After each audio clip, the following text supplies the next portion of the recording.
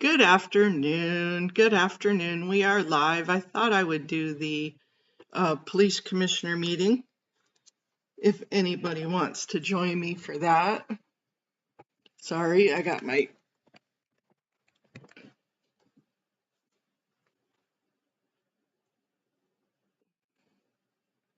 Are we live? We are live. We are live. We are live. Da da da da da da da. We are live. So good afternoon, sunshines. I need to go in and feels like forever and a day that I've really even done it. Oh my gosh.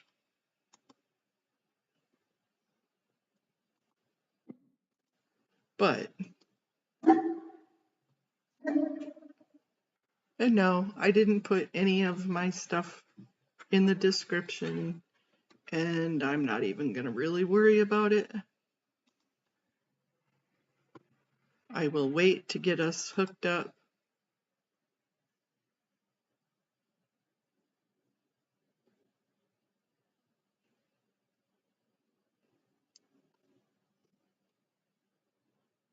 Am I even live?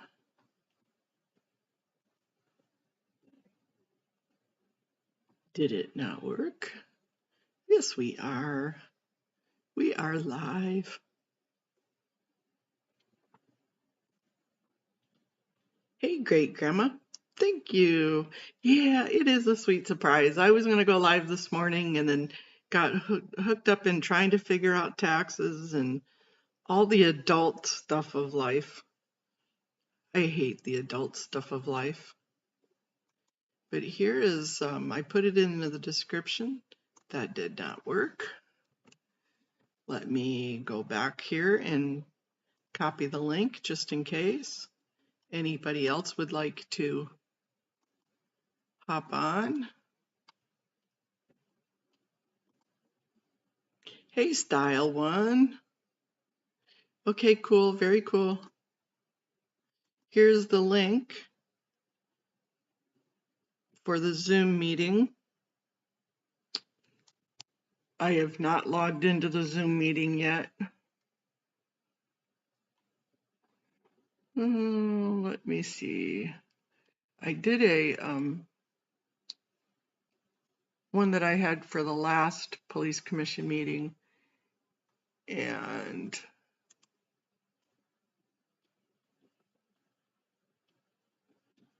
let me see if I saved it. LAPD 520. Okay, let's hear the really bad joke, Style.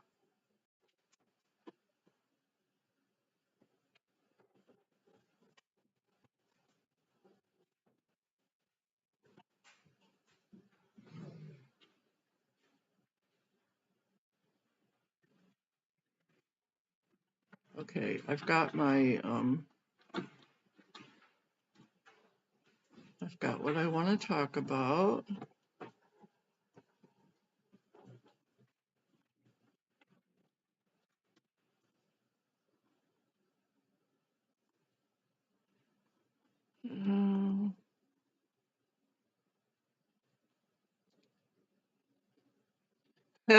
What's good for the Michi Goose is good for the Michigander. You're funny. Good morning, Peter. Oh, Styles got jokes this morning. Oh, that's funny. I don't think I've heard that one before.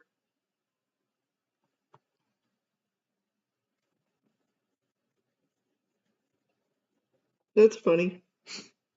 You're such a hoot.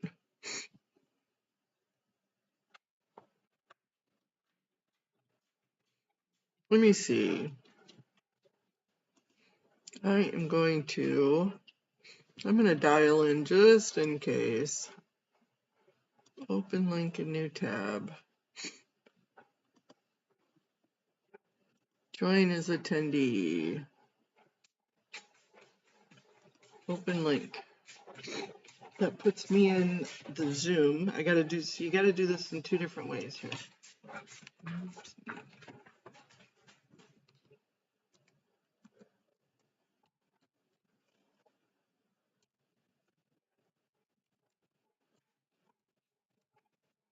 I know I got my dogs huffing and puffing in the background. Okay, so there's the Zoom. And now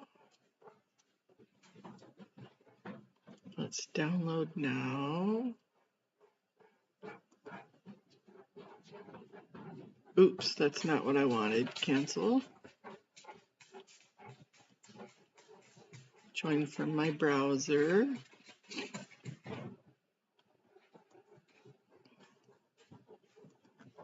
Sorry while I'm trying to get this set up, you guys.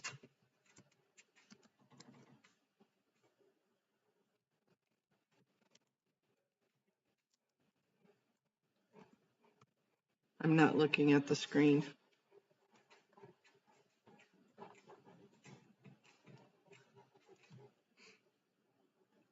Okay, so we are in the Zoom.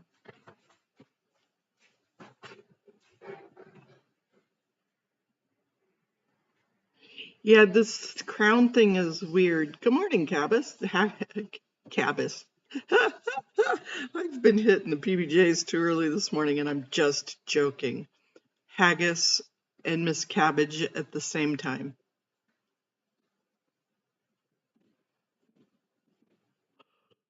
Oh, okay, so yeah, me either, Amy, but there's always that hope, right?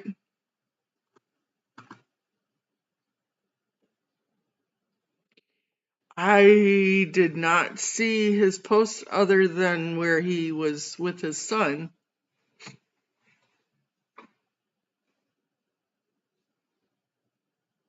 But I will go back and look to see if there were other posts.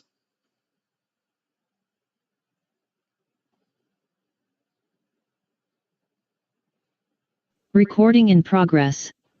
Ooh.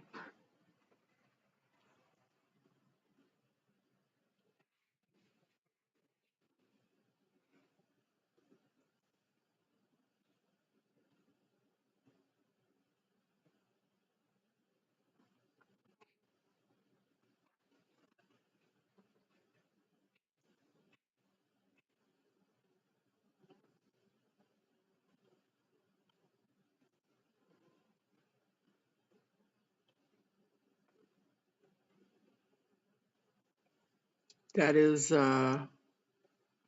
weird that they're on so quick, but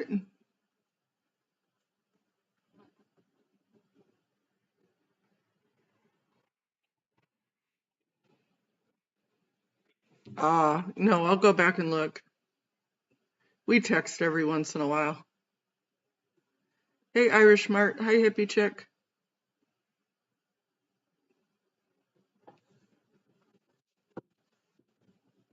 He's so darn busy lately.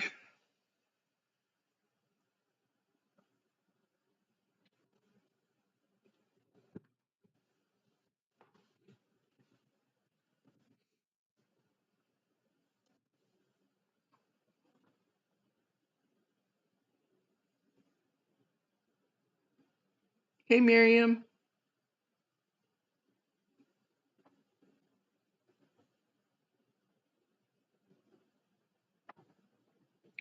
Yeah, so I'm still trying to figure out why they even did those crowns. Is it just to get more support, or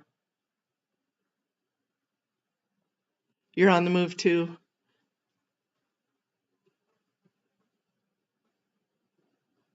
Well, I'll just wave hi back to you.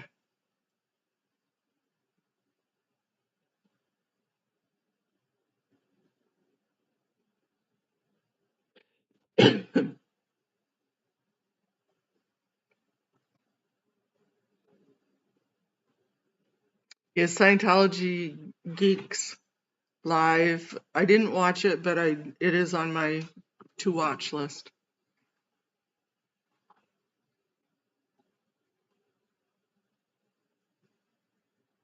Yeah, I know, I don't like it either. I really don't like the crown thing.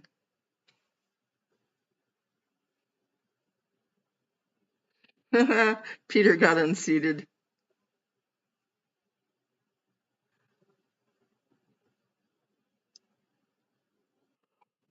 Oh, let's see what the technical errors the police commission's going to have today. Hey, good morning, Melody. Let's see if they even get us in there. I know audit is on our way there. You're going to take George home to his people? All right, how cool.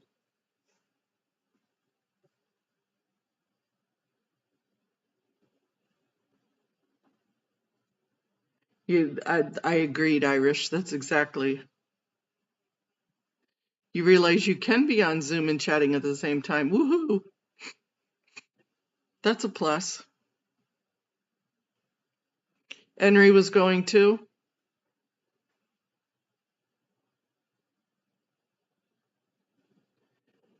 How are you doing, Melody?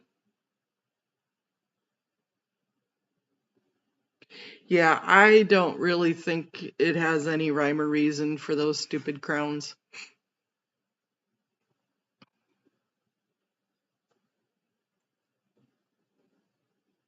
Well, good morning or good afternoon, Miss Peacock. Yeah, well, it's something to talk about, that's for sure. Yep, he did. I was on his live last night. He was talking about the scandal.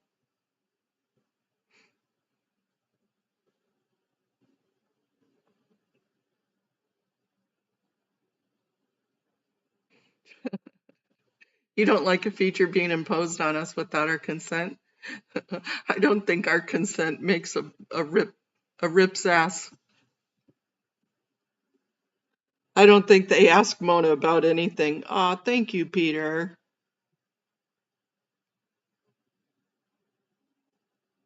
Yeah, they could give a rip's ass on what Mona thinks about anything. I don't give consent.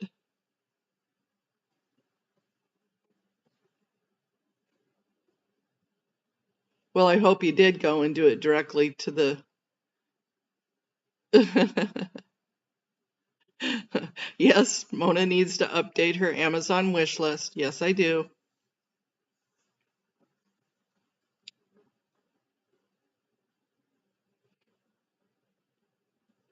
I don't really have anything to put on there right now. Who made a jobby? Mm. Oh, you did the super sticker to see if the crown points goes up. Oh, that's interesting. But hey, thanks for the super sticker.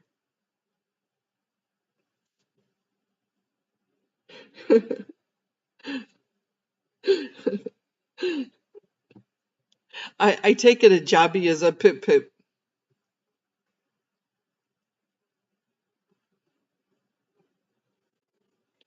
Yeah, that's all. It, it's just marketing. Yeah, I see that. I'd never heard of a poop being called a joggy. Fluff and buff reminder. Yes, yeah, that's true. Hey, Joe Bananas.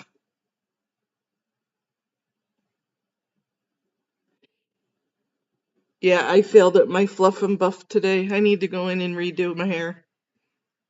My hair doesn't look any better after washing and combing it.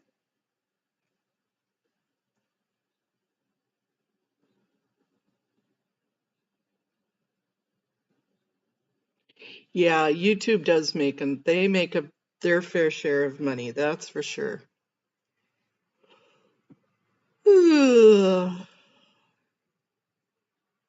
Hey, Eyes to See.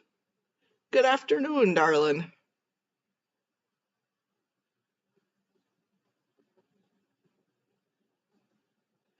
You had a guy in your class called Alan Davidson, nicknamed Dobby. I made up a song for him, and I'm sure it rhymed with Jobby. Yeah, that's my Scottish slang, darling. That's my Irish darling.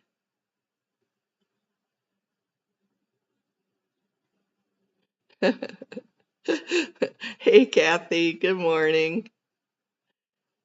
We're waiting for this police commission to start. Hi, Titi.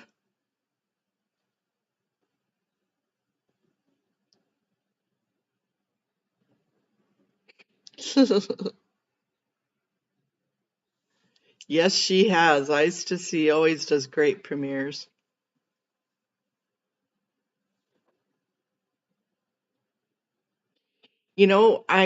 I don't know if we're going to have technical errors on Zoom today or not, but fingers and toes crossed.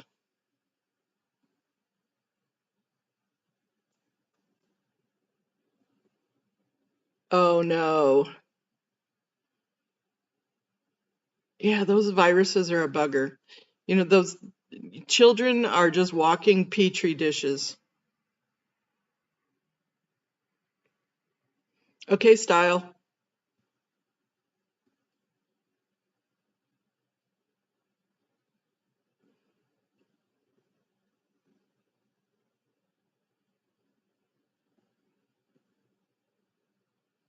Yeah, I remember being around the little ones every year. School would start, everybody got sick. You'd have Christmas break or Easter break or whatever. Everybody's fine. Everybody goes back to school. Everybody gets sick again. Hey, Jennifer. Good morning. Good afternoon.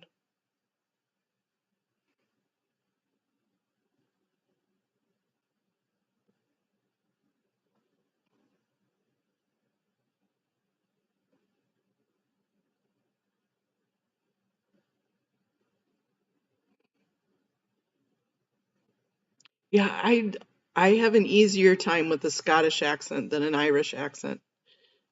Irish accents roll their R's way too much. It's hard for me to understand. I think it must be my hearing. Oop, audit's live.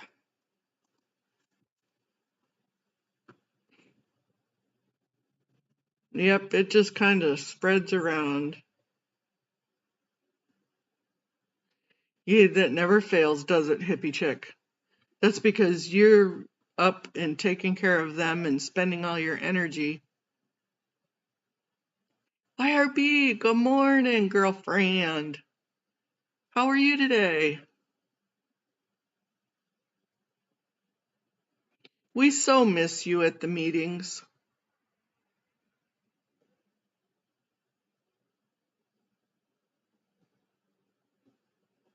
Have I watched Outlander? No, I have not seen Outlander.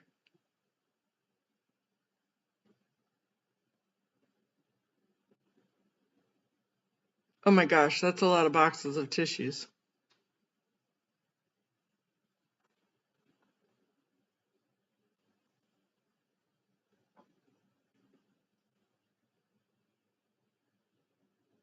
They're recording already in the police commission meeting. That's kind of weird.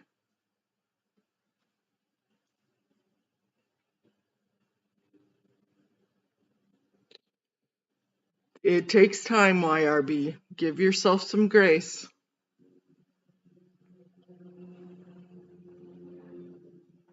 I, I'll look into it.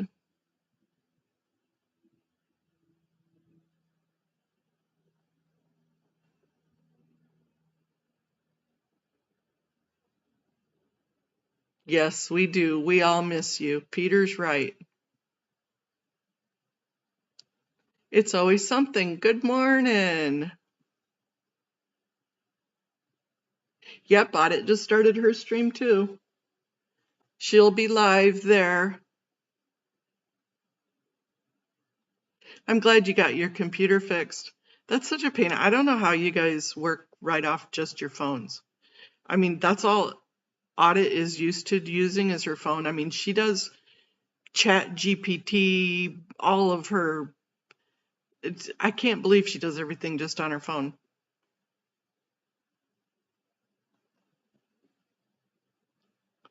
If anybody can speak on the digital records as it relates to Scientology's cameras being accessed by police only when advantage to Scientology rather than equal. True. It looks crowded at the meeting.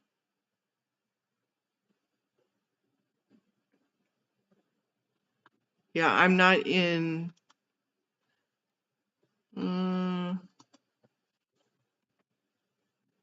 I guess I could probably pop her on this other channel.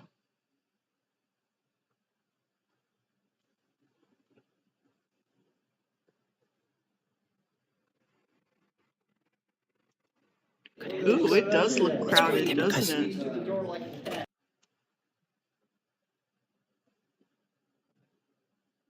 Oh man, we may not get a chance to speak. There's so many people there.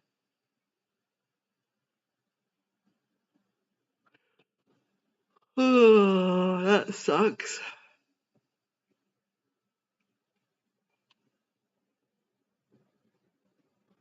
But it looks like, oh, they are on. Come on, catch up.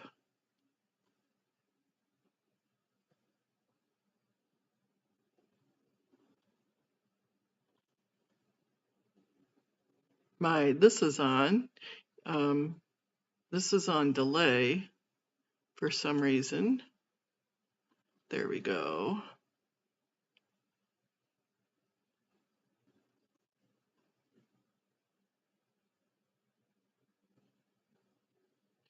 Yeah, that's crazy. And people have been,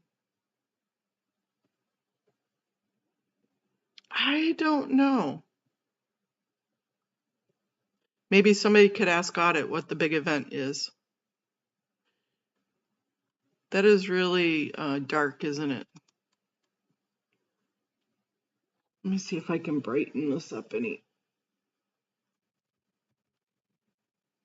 Nope. That's as bright as it's going to get. That's a little bit better.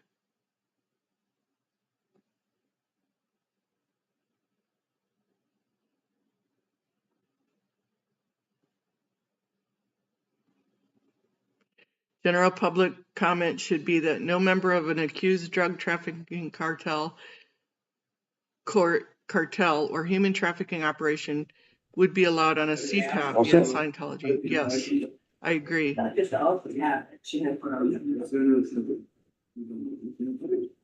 That's part of what I'm talking about, YRB. Commissioners, Chief McDonald, Mr. Sibley, Madam Secretary, Inspector General Matthew Barragan, Mr. City Attorney Carlos de la Guerra, and members of the public.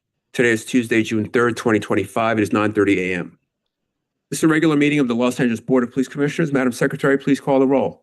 Good morning. Please let the record reflect Commissioners Suthers, Shields, Garcia, and Sanchez Gordon are present, and we have a quorum, Mr. President. Thank you. We welcome everyone attending this morning. The Police Commission is committed to ensuring equal access to its meetings.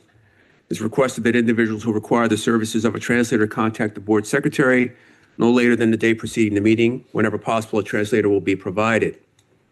Sign language interpreters, assistive listening devices, or other auxiliary aids and/or services may be provided upon request. To ensure availability, you are advised to make your request at least 72 hours prior to the meeting you wish to attend. All public comment will be heard during item number 2 on the agenda. We will dedicate a total of 45 minutes to public comment. Members of the public will have 1 minute per agenda item for a maximum of 2 minutes total. At the request of the speaker will be given 1 additional minute for general public comment for a maximum of 3 minutes total.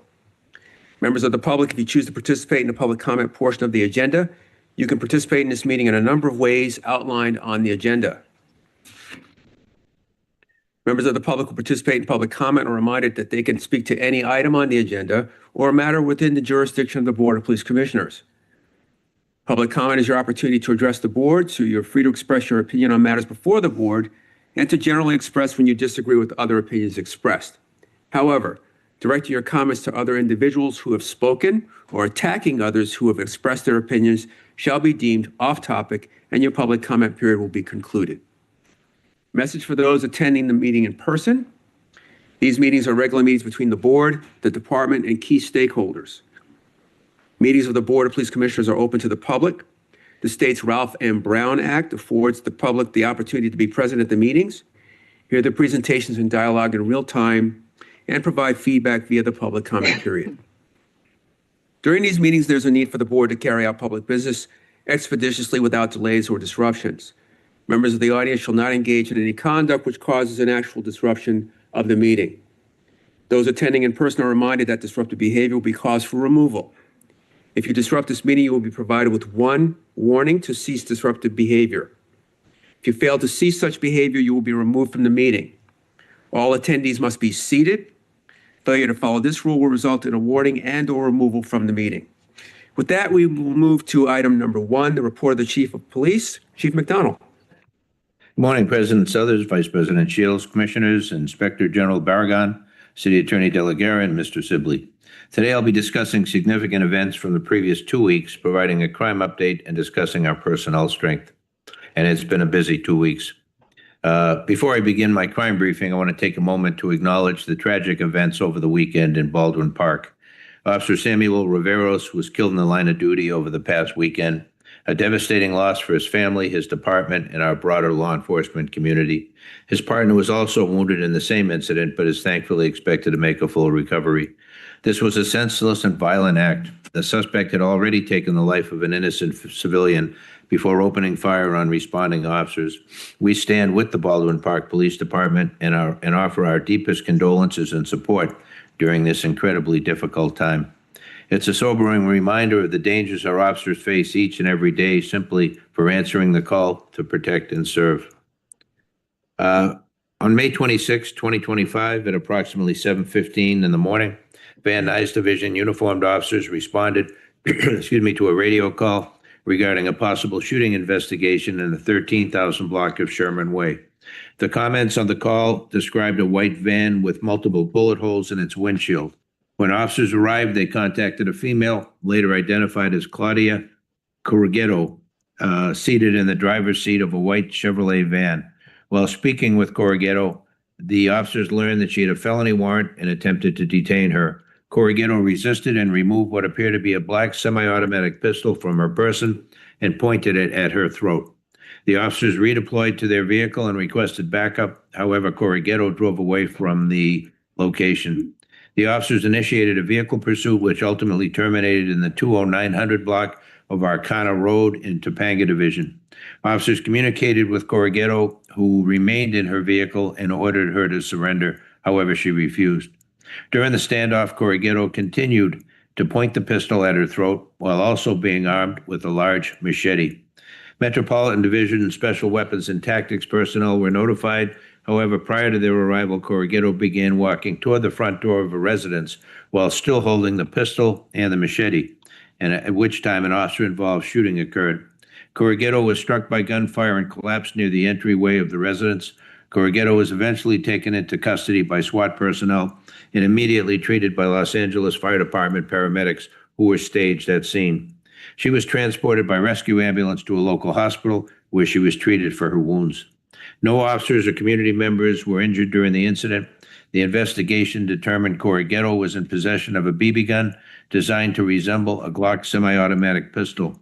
A metal machete approximately 30 inches in length was also recovered at scene. Force Investigation Division investigators responded to the scene and are investigating this incident.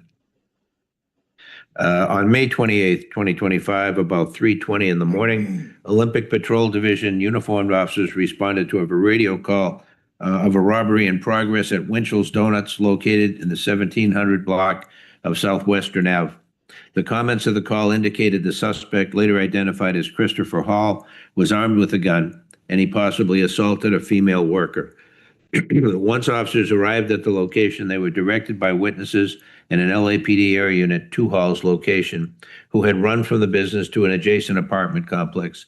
Hall proceeded to a narrow pathway north of the building while still armed with the handgun. Officers contacted Hall and ordered him to drop his weapon. Hall refused and pointed his handgun at the officers, resulting in an officer-involved shooting. Hall was not struck. However, he dropped his handgun and climbed over a nearby fence. As Hall fled north, an officer deployed a taser. Hall fell to the ground and was taken into custody without further incident. As a result of the taser deployment, Hall was placed into a recovery position and monitored by officers until the arrival of Los Angeles Fire Department personnel. Hall was transported by rescue ambulance to a local hospital where he was treated and released for booking. A black airsoft replica handgun was recovered at scene and booked as evidence. The victim of the robbery sustained minor injuries. She was treated at scene by Los Angeles Fire Department personnel. No officers or other community members were injured as a result of this incident. Force Investigation Division investigators responded to the scene and continue to investigate this incident. Year to date, we've had 17 officer-involved shootings compared to 14 at this time last year, which is an increase of 21.4%. A pursuit resulting in a collision on May 21st, approximately 9:30 in the morning. Harbor area patrol officers received an automated license plate reader hit on a silver Kia Sportage reported stolen in the area. Officers located the vehicle and began following it while waiting for backup units to arrive. The driver, later identified as Jacob Chapman, began driving erratically, so the officers initiated a vehicle pursuit in the area of Western Avenue and Summerlin Street. The pursuit continued through surface streets and came to an end near 6th Street and Gaffey Street when Chapman lost control of the vehicle and crashed into multiple parked cars, which were unoccupied. Following the collision, Chapman exited the vehicle and attempted to flee on foot. However, due to injuries sustained in the crash, he was unable to run and stumbled to the ground where officers took him into custody. A female passenger was found seated inside the vehicle. Both Chapman and the passenger sustained fractured limbs and were transported to a local hospital for treatment. The multidisciplinary collision investigation team responded to the scene and is handling the investigation. Jacob Chapman was booked for felony evading. On May 26th, about 2 in the afternoon, North Hollywood patrol officers were responding code 3 with lights and siren activated to a domestic dispute call at 6705 Riverton Avenue involving a restraining order. Suspect there now. While traveling eastbound on Satakoy from Vineland, the officers approached an intersection at Cleon Avenue. At that moment, a gray Honda Accord attempted to make a left turn onto Satakoy from Cleon, crossing into the officer's path. This resulted in the police vehicle broadsiding the Honda on the driver's side. The intersection at Cleon and Satakoy is a T intersection and is controlled by a single stop sign for northbound traffic on Cleon Avenue. There is no traffic control devices for eastbound or westbound traffic on Satakoy at this intersection. At the scene, the driver of the Honda, identified as Jose Hernandez, remained inside the vehicle and required extraction by Los Angeles Fire Department. Sadly, Hernandez was pronounced deceased at the scene. Both officers were transported to a local hospital and treated for non-life-threatening injuries. The multidisciplinary collision investigation team responded and is currently handling the investigation. On the evening of Saturday, May 24th, officers in Newton Division were assigned to conduct focused patrols targeting illegal warehouse parties in the northern section of the division. During the operation, officers observed a large gathering in the area of 16th Street and Trinity Street. Upon closer inspection, they discovered an illegal rooftop party spanning 2 adjacent commercial buildings. Further investigation revealed the event was a punk rock concert promoted widely across social media platforms, drawing hundreds from across Southern California. Supervisors and additional units were summoned to develop an appropriate response. Simultaneous patrol officers were dispatched to the same location after receiving multiple calls reporting a disturbance and a potential fire. One of the callers, the property owner, confirmed that no one had permission to be on the premises and asked police to remove all trespassers. Another concerned resident estimated the crowd to be as large as 1,000 people and expressed worry about the safety of the rooftop structure. As the situation escalated, officers coordinated with the fire department, which declined to enter due to the large active crowd. Air Support conducted an assessment and made public address announcements, but the crowd responded aggressively, firing fireworks at the helicopter, igniting a second fire, and throwing bottles at officers. At this point, a help call was generated and additional resources were requested. The amount of resources used to manage this event included a captain, 2 lieutenants, 11 sergeants, and approximately 140 police officers. Command personnel on scene emphasized de-escalation and the use of time to reduce tensions. Despite repeated verbal orders to disperse, most of the crowd remained. Violence intensified as Molotov cocktails and other projectiles were thrown at officers. Teams of officers equipped with less lethal options advanced methodically, clearing the rooftops and eventually securing an overwatch position. However, the crowds of people spilled out onto city streets and refused to leave the area. As participants moved down the street level, the atmosphere grew even more hostile. Officers declared an unlawful assembly and issued dispersal orders via public address systems. Skirmish lines were established to control and move the crowd out of the area. As officers attempted to hold key intersections, new challenges emerged. Individuals began damaging property, vandalizing local businesses, and interfering with MTA trains.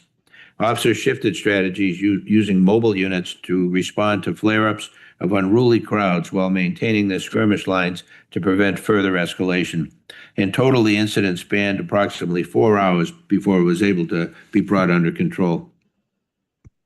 Over the course of the incidents, 4 officers sustained injuries ranging from chemical exposure and impact wounds to abrasions from glass bottles being thrown. Numerous public and private properties were vandalized, including local restaurants, a dialysis center, a school wall, a police vehicle, and metro trains. In total, officers deployed approximately 132 rounds of 40 millimeter less lethal munitions and 37 rounds of 37 millimeter munitions. All uses were target specific and documented through the appropriate use of force investigation process and captured with body-worn video. At this time, no injuries involving community members have been reported. Multiple crime reports were completed for vandalism and assault on officers. Detectives are reviewing all video and evidence recovered at the scene to identify and apprehend all of those involved. On another issue, on a No Borders task force, due to the increase in the large-scale unruly parties in our industrial area, we launched a No Borders task force to seek out and shut down these large-scale events. This past weekend, Central and Newton area participated in this task force. The concept is the use of plainclothes officers to patrol problematic warehouse party locations in the Newton and Central areas. Officers from both Newton and Central Vice units were used, along with our gang enforcement officers, to act as chase units. At about 21:30 hours, a large party was located at 1013 East 14th Street, an unpermitted gang party at the Undisputed Motorcycle Clubhouse. Approximately 60 to 70 people were in attendance, and the party was broken up after it was determined that the location was unlicensed for music and alcohol service. At 22:45 hours, Newton Vice worked 33rd and Main, while Central Vice focused on 2 planned events at 18th and Hope and 9th and Olive. Visible presence in our Chase Black and White units deterred the further activity at those sites. At just after midnight, a large party was located on the rooftop of a parking structure at Olympic and Maple. The party was shut down by Newton and Central Vice and GED, with approximately 120 electronic music attendees, a DJ, a stage, and a light show. Shortly afterward, officers responded to a gang-related party at Hill and Jefferson. As officers attempted to break up the crowd, they were met with resistance, including bottles being thrown at them. Skirmish lines were formed to safely disperse the crowd. Several firearms were recovered from inside the venue, which was rented out for a known gang celebration of the 8 gang members. While this was unfolding, a shooting occurred nearby at 33rd and Broadway. It was initially believed that officers may have been targeted, prompting a second help call. Officers quickly secured the scene, formed another skirmish line, and ensured the safe transport of the victim. During this incident, a use of force occurred. 1 arrest was made for assault on an officer. As you can imagine, all of these various parties are drawing resources from around the city that are very precious as they are, which takes officers out of the field and unable to provide the level of service that they otherwise would be able to. So we are taking it very seriously, these various parties that we've seen. We'll be working with the city attorney's office on potential abatement proceedings, as well as filings for misdemeanor offenses, and working with the district attorney for those we can identify as felony offenders. The department continues to closely monitor local, national, and global events, particularly in light of the ongoing conflict between Israel and Gaza. Just yesterday in Boulder, Colorado, an Egyptian national attacked a pro-Israel demonstration using Molotov cocktails and a makeshift flamethrower, injuring 8 people. This followed a May 21st attack in Washington, D.C., where a gunman shot two Israeli embassy staffers while shouting "Free Palestine." Both attackers appear to have been ideologically motivated.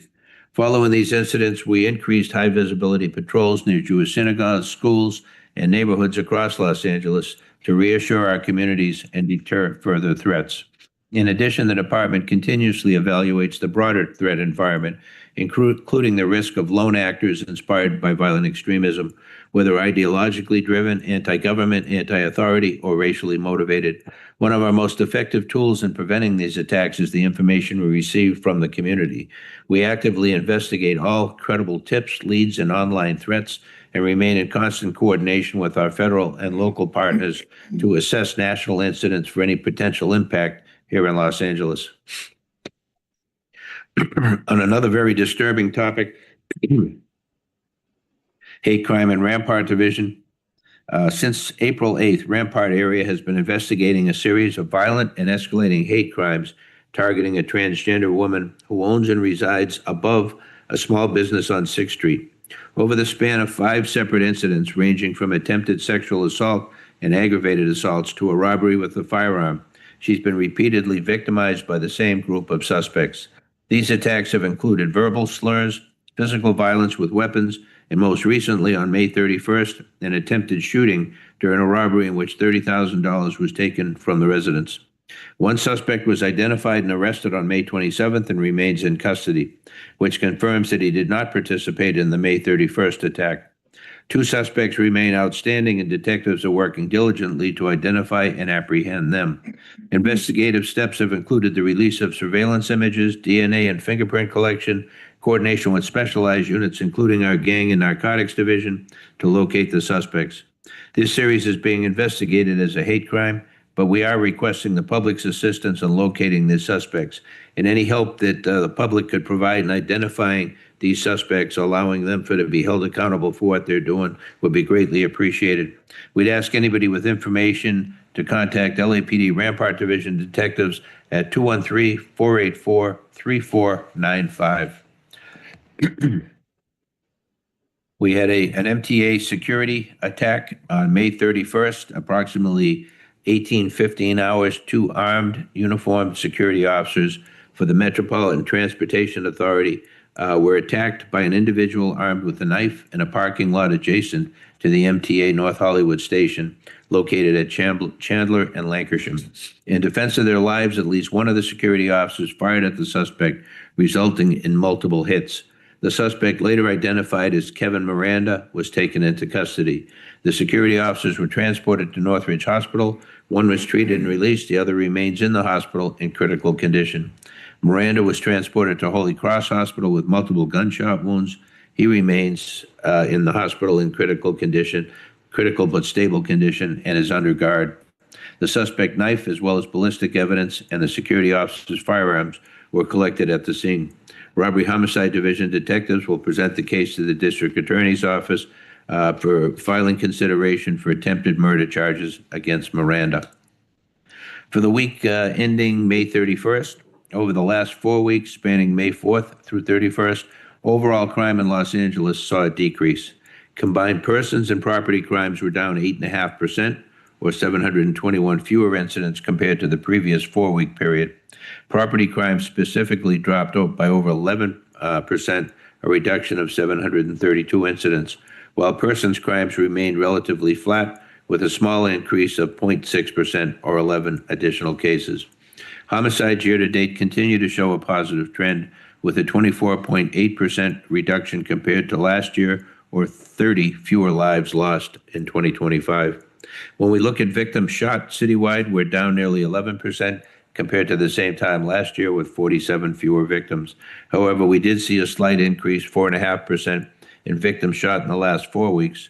Notably, 77th Street again saw a significant concentration, with 18 shooting victims compared to just 3 for the prior month. A single gang-related incident at 1540 West Florence accounted for 2 homicides and several victims. We continue to monitor activity and deploying additional resources to the area. Aggravated assaults rose 5.1% citywide over the last 4 weeks. Robberies, however, were down 6%, and strong-arm robberies and robberies involving firearms both saw double-digit decreases. Firearms recovered are up 2.2% year-to-date. Burglaries continue to trend downward with a 14.2% reduction citywide, or 128 fewer incidents compared to the same period last year. Residential burglaries totaling 490, or a 13.9% decrease, with 79 fewer incidents. Non-residential burglaries also saw a 13.9% drop, with 280 reported, which is 42 fewer incidents than last year. Motor vehicle thefts also declined by nearly 8% citywide, or 126 fewer vehicles taken. On to our personnel strength. Our sworn personnel as of June 2nd is 8,746. Our civilian staffing is 2,664, and our reserve officers are deployed at 358. That concludes my presentation to the commission this morning, Mr. President. Thank you, Chief, and thank you for the public statement you issued and this morning's remarks regarding the loss of Baldwin Park Officer Riveros, a 9-year veteran who unfortunately lost his life in the line of duty this past week. I do have a couple questions. I'd like to go back to the MTA attack.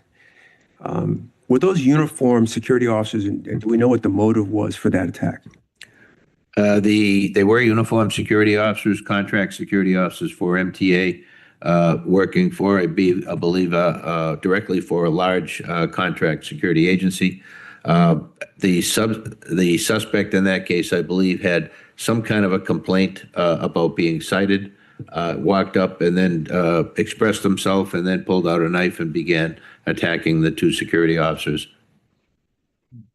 Thank you. And thank you for the update on the 5 incidents that victimized a transgender woman in Westlake Village. Is there any further on that investigation regarding the outstanding suspects? We're fortunate in that they were able to capture some very clear video of the suspects' faces, and we're working with getting that word out to the community and trying to be able to solicit help from members of the community who may know these individuals. We're also working it from the forensic side with fingerprint and DNA analysis as well. So we have a lot of resources being focused on this. It's being taken very seriously, and very sorry about what's continued to occur in this situation. Thank you. And Chief, as you know, we've had several, I'll say, juvenile age bike crews across the city that have become increasingly violent, known to stop people who are at traffic lights, stop signs, vandalize their car. When they get out of the car, they're assaulted, and they're now committing robberies. Do we have a similar task force that's addressing these bike crews and what can be done? I get calls from people who ask what can be done about them. They're being detained and they're underage, and they're typically arrested on, I should say, detained and released at the scene. So is there anything that could be done about that?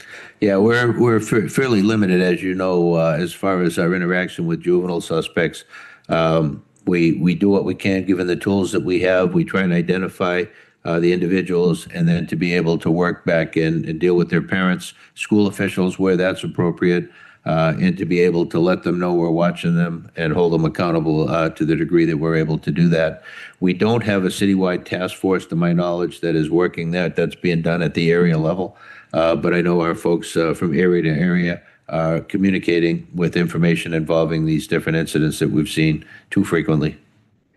Thank you. And the last question I have, Chief, what's our deployment strength for the Pacific Palisades as it's been reopened, and how long will we have to maintain that posture? Yeah, that's a great question.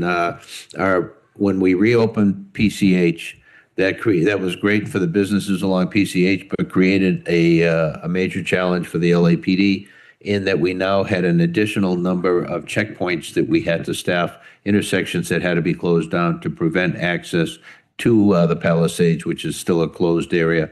And so we have now roughly 120 police officers out there during a 24-hour period, most manning checkpoints, the others doing crime suppression throughout the Palisades area. In addition, we have a number of CHP officers that are still deployed, and the National Guard have been with us since the very beginning. They're demobilizing, and so we'll be doing it without them. But we couldn't be more thankful for the help and assistance that we've received from the state particularly with the National Guard and the California Highway Patrol. They have been great partners right from the very first day. Thank you. Vice President Shields. Thank you, Chief, for that very thorough report. You actually anticipated some of the questions that I had, but I'll, first, as with President Suthers, I also want to take a minute to give my condolences to the Baldwin Park Police Department for their loss of their officer, having just been through the memorial ceremony to commemorate the loss of our 239 officers in the same month. To have to deal with another loss close to home is difficult, and condolences to all of those dealing with that loss. With regards to, I was also going to ask about, what actions we were taking after the despicable attack that occurred in Colorado against the Jewish community. And so it's good to know that the department has increased patrol to make sure our, Jewish community members feel safe. And I think that we should be mindful for any time there's any type of protest to know, regardless of what side the protest is on, to be careful and watch out for similar types of copycat attacks, because that's very disturbing and very scary. With regards to the illegal warehouse parties, the one that had, I think, was 1,000 or so participants. I see the frustration of some community members who say, like, was anyone even arrested in that, especially given, officers sustained injuries, things like that. Can you talk a little bit about the strategy of whether or not arrests could be made, or, the purpose of delaying that until further investigation? Yeah, no, certainly an understandable question anybody would have when you have something to this degree. Why weren't arrests made that night? This incident, the one you're referring to, the first one, and likewise with subsequent arrests, this did not occur in a vacuum. So you're pulling people from a very busy night throughout the city, responding to a help call at a location where particularly this one officer that first night was struck in the face with a bottle. The crowd was throwing, as I mentioned, Molotov cocktails and anything they could find at the officers. To be able to identify those who were committing felonies, oftentimes they are cowardly. They throw it over the crowd at officers. So to be able to identify them for spontaneous parties where we're not set up beforehand for the purpose of doing that is very problematic. To try and arrest some of the people who are standing around there and videoing and doing whatever else they're doing, again, you're spending a lot of time on arrests. In order to do that effectively and safely, you have to have arrest teams, pre-designated transportation teams, and booking teams. And so when you're talking about something that is generated as a result of social media activity, and people come together relatively spontaneously, it's hard to be able to stay ahead of that. So the best we could do in some of these circumstances is to be able to protect our officers, protect community members who are in the area, and as safely as possible to move the crowd away from the area and disperse them for the evening. As you can see from my report, there was the second night, there was one incident after another, after another, after another, some with shootings involved. And so the officers are in basically a survival mode, trying to be able to do what they can to do their job as well as they can. And anytime you take on arrestees, you're responsible for their welfare and safety as well. And so from a logistics standpoint, it sounds easy to be able to say, why weren't hundreds of arrests made? But logistically, there's a lot sacrificed when that happens, plus the time you will subsequently spend with those arrestees, processing them, getting them medical treatment or whatever their needs are. And that's time that those units are not freed up to go back in the field into their divisions around the city. So a very complex situation, kind of a nuanced situation as far as response strategy for that. But our folks out there did an admirable job going from one of these incidents to another. But as I mentioned, anytime we have one of these, it draws a tremendous number of resources away from our core mission of protecting our communities across the city. Yeah, and it sounds like a very significant strain on all the resources, especially in an unplanned situation. And so the fact that arrests weren't made that night doesn't mean arrests won't be coming. They absolutely will. We gather as much information as we possibly can, video information, social media, whatever we can avail ourselves to, as well as people that we will talk to who will help us out with identifying the people who are the most problematic out there. We have very good detectives work in this case and taking it very seriously because, as we know, those that are involved in one are often involved in many, and some of the organizers as well. So we'll be trying to trace it back as best we can and holding those accountable for what they did those nights. And moving forward, is the department taking additional steps to monitor the social media feeds of some of these folks who are potentially organizing them? And also potentially, I don't know if there's any cooperation with the social media companies to try to prevent these types of escalations from happening where there's illegal parties being advertised and property being used. Yeah, without going into investigative techniques, we do have relationships with social media companies. We do routinely monitor public social media feeds in an effort to try and know what's going on in our area of responsibility to deploy accordingly if we see situations that could result in incidents like this. Thank you. And thank you for the update on the hate crimes in Rampart. And thank you for taking the violence against transgender women seriously. And hopefully this will come with further arrests being made for the two outstanding suspects. I did have a question about the pursuit that resulted in a collision. From the report, it sounded like the officers were responding to an ALPR hit. And this is the concern that I've kind of raised when we were talking about new technology or getting more technology and making sure. I think ALPRs can be a very valuable resource, but don't want that to result in more police pursuits. Can you speak any about that? Yeah, the officers were involved in what would be considered good, strong police work. Trying to be able to hold somebody accountable for stealing someone else's property. I watched the video on this from the in-car video and the body-worn camera video, and a very unfortunate situation in that the officers were driving, quickly to catch up, but also responsibly. The individual who was involved in the traffic collision pulled out from an intersection where there was stop signs onto a busy street where it was unregulated by traffic controls. And basically 1 second wasn't there and the next was right in the middle of the street, and the officers collided with that individual, tragically resulting in their death. I will want us to kind of continue to monitor this issue and potentially develop alternative strategies for what officers can and should do when there is an ALPR hit on a vehicle for a stolen vehicle. At least sometimes I think a pursuit is necessary, and other times there may be other alternatives. And so making sure we're using the full arsenal of resources the department has. Okay. Thank you. Thank you. Commissioner Calanche. Thank you. Commissioner Garcia. Thank you, Chief, for the update. First of all, condolences to all the folks who were involved in the Baldwin Park incident.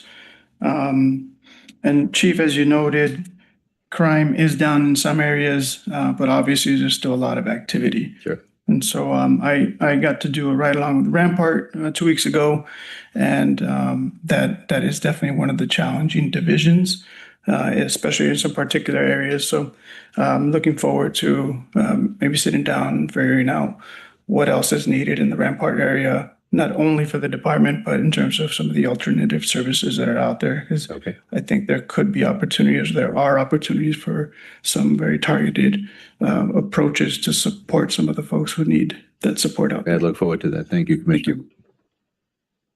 Thank you. Commissioner Sanchez-Gordon.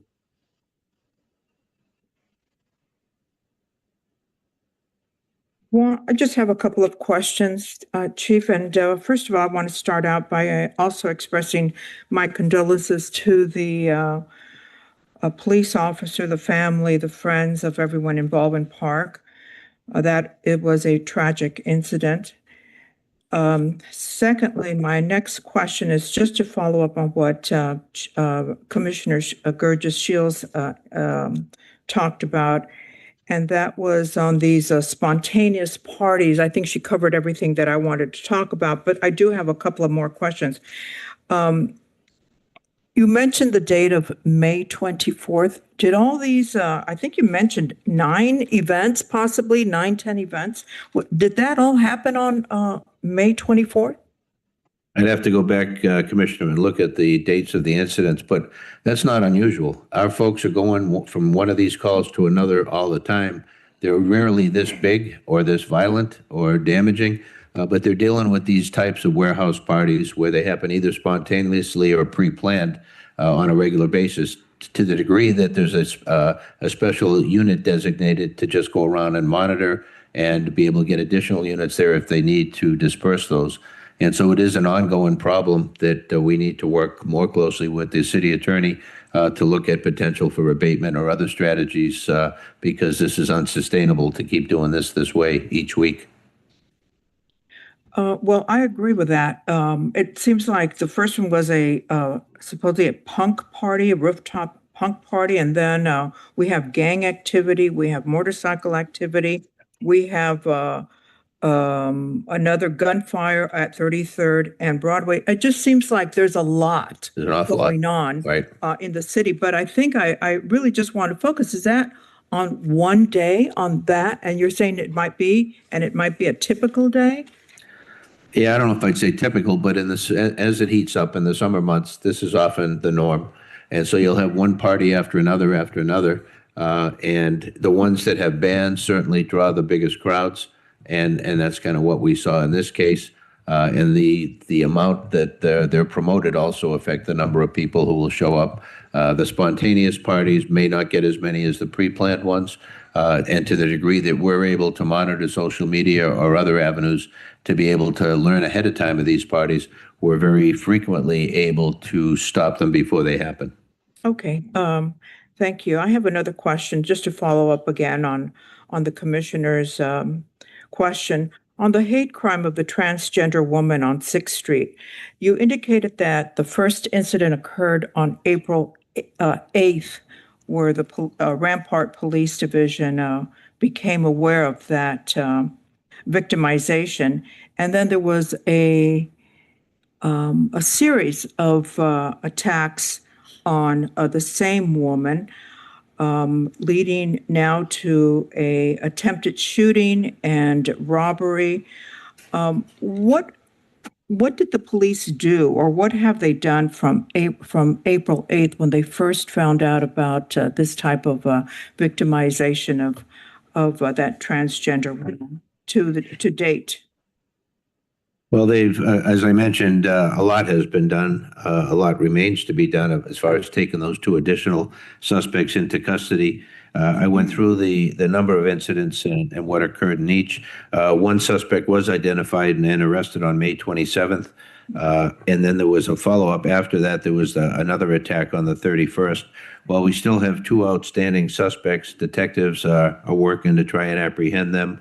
They've obtained and released very clear surveillance images, at least one extremely clear one, that we hope that the community will be able to come forward with the identity of this suspect, and then we'll locate him and make an arrest on that individual and possibly the second one as well.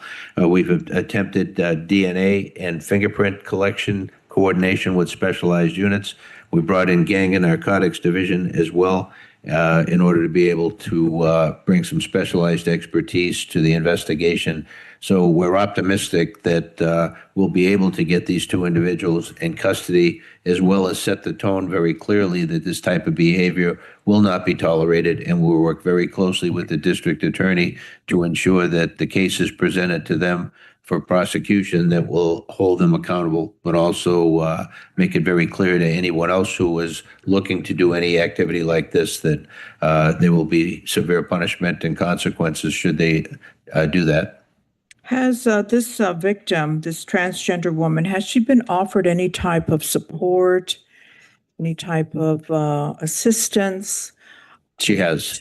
Yes, she has. And I can get you offline. I can get you more information on that. Okay. Last question. You indicated that on the 77th Street Division, there's been 18 shooting victims, much higher than the prior month. What's happening? What's going on out there to bring up the numbers to such a high level in 1 month? Yeah, I'd have to go back and look to see specifically that division, what the drivers were. But oftentimes, as we get into the post-Memorial Day, into the hot days of the summer, we'll see an uptick. The young people are out of school. We see some conflicts within gangs and between gangs as to who's going to take over what territory, what conflicts exist, and there's more people on the streets because there's warmer weather. So that's part of the broad answer. I can get back to you on, and I may have some info coming in here. Yeah, they're gang shootings. Basically, it's gang activity between gangs. So we're working that gang and narcotic division and 77th Street detectives following up on that. Yeah, I'm really concerned. That's a high number within 1 month. And if the summer months, the heat, kids out of school, all of that is contributing, then I mean, that logic seems like it's going to be uncontrollable. So, I mean, I'd like to know what contributed really to, besides gang activity that we have all the time, to the significant increase in victims being shot in that community. I'll get back to you with specifics. Oftentimes, we talk about gang activity, but when there's an incident, there's a payback, and it goes back and forth. And sadly, the numbers can add up pretty quickly with what starts out as one individual conflict turns into 8 additional shootings. But I'll get you more information on the specifics. Thank you, Chief. Sure. Thank you, Commissioner. Thank you, Commissioner. We'll move on to agenda item number 2. Before we do, I'd just like to make an announcement. Agenda item 4A, the verbal presentation relative to the Community Safety Partnership Bureau and its collaboration with the Healthy Room Project will be continued to a later date due to the availability of the presenter. So we'll move on to agenda item number 2, public comment. Madam Secretary, please announce the first speaker. The first speaker is Andrew Gravener.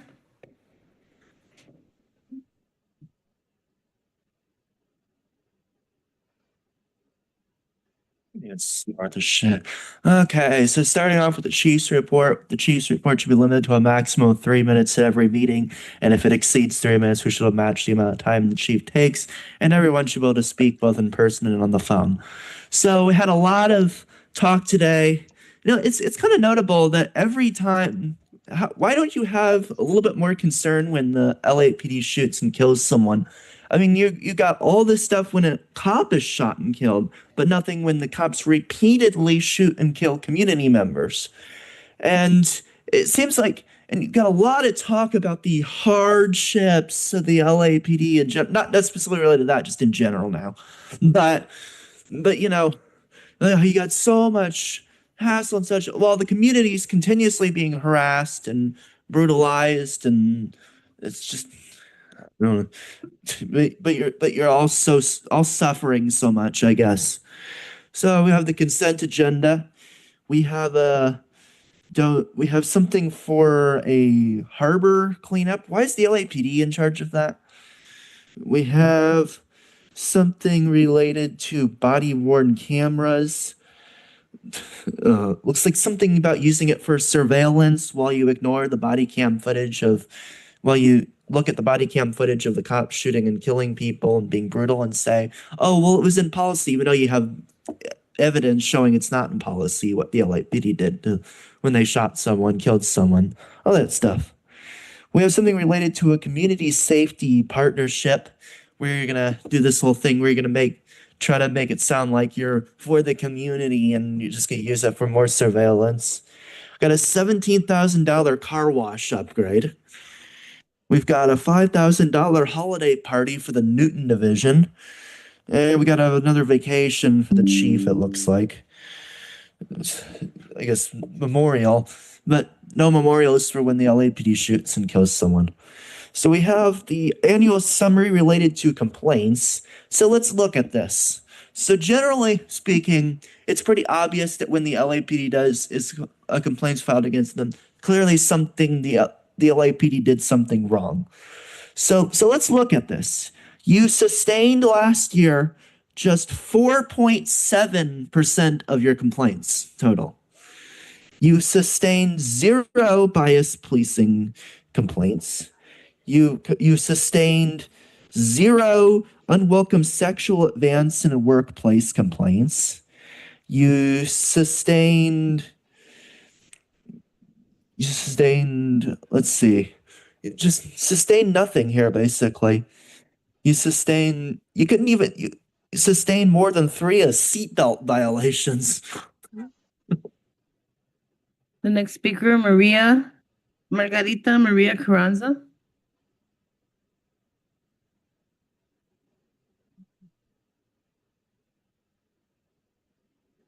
Hold on, please don't run the clock yet. Let me get situated. Okay. Don't start the clock yet. Aye. You started the clock. Good morning. Good morning, all. Good morning. Chief McDonald, I wish to share my sincere condolences for officer shot and killed on Saturday night. I was watching the news and I couldn't go to bed until the tragic news, and it is devastating for me to accept the public's disrespect for each and every official of the law. And I'm sorry that this happened. Next, I need to bring up to you, I filed a police report against my attorneys. Thieves is what it is. My name is Margarita Carranza, and I was here a few months ago, brought this complaint to Chief Choi because Van Nuys Detective Ward, has not done any investigation against the criminal law specialist who has robbed me multi-million dollars. I'm assuming it's a $14 million city, LA, and property owner, $14 million lawsuit on a full disability status created by their property, my injury on their property. These attorneys have done nothing but lie and fabricated documents. I sued them in Chatsworth Court. A judge was brought in and dismissed the case from Los Angeles. I sued them for a second accident at the Elster. We were over here at Stanley Mosque. A judge came in that was related to one of the attorneys that I'm working with and dismissed the case. Now, I have here, I was told I had to bring concrete evidence. I have concrete evidence right here where these attorneys claim that they received $25,000 from the city and $25,000 from the property owner. I have $50,000 right here from the property owner where they failed to tell me or anyone that $25,000 was in their possession, where they cashed and deposited without my authorization. I have here a fraudulent alleged electronic signature that I signed a release. It's just fraudulent. Just because it says Carranza email is not my email. It's never been my email. And this is what these attorneys have been producing and produced to Detective Ward to get all of you guys inspected, be thrown out. I have my copy of my driver's license with my actual signature that I need you to compare. There is so much evidence. I'm sorry, please don't cut me. There is so much evidence that I'm giving you page 1 of everything that they've done. They have cross-complaint, the city cross-complaint. Okay, ma'am. Chief, can we have someone Yeah, we have somebody. assist? Yes, Sergeant. Okay, ma'am, we're going to have an officer assist you, and thank you for your information. thank you. I'm looking for some help. And Chief, I would like you to have this, please. I got it. Yeah, This is for you so that you don't forget. well, Somebody please do something. Thank you. Okay, thank you, ma'am. And the next speaker is Luis Cacho.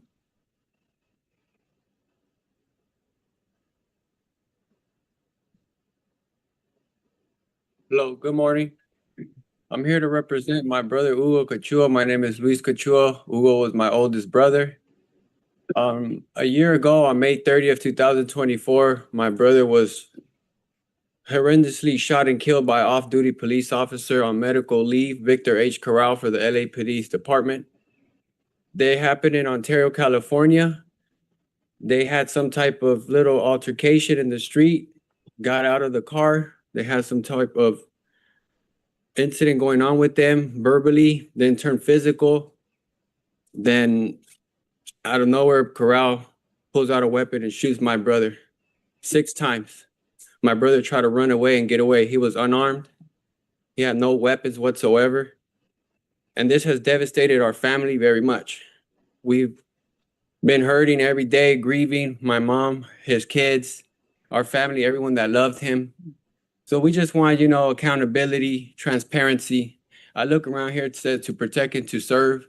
You guys are working for the people, to protect the communities, to keep everyone safe. Everyone's life is tragic to be ended, from you guys' to ours. We're all human beings. Just because you have a badge and work for a department doesn't make you no higher, no less than anyone else. So we just want everyone to know that this is very, very unfair to us to have to fight for justice, to look for, a way out, to serve for like different types of resources, different things that we can do so we can stop this senseless killing. They're supposed to be here to protect and to serve us, to pretty much withhold every life, at an utmost respect. But I just feel like my brother didn't do nothing wrong. There's 2 human beings having an altercation. One has a police weapon on him. So we've heard, and we don't know why he had to murder our brother. He tried to run away, he tried to get away from him. Corral been off for work for over a year. He shouldn't be carrying a weapon, and he still had. And yet there's video evidence standing over my brother while he's down on the ground, shot, hurt, can't do nothing for himself, defenseless. And he still pulls the trigger 3 more times. 1 to his head, 2 to his chest, other areas of his body. So he executed him. We don't know what's wrong with him. He's been on the force for 29 years. He's a veteran.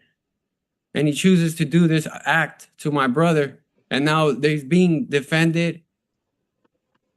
The Department of Justice is looking into this investigation. So we just want answers. We want transparency, and we want accountability. Thank you very much. Thank you. The next speaker, Melissa Miramontes.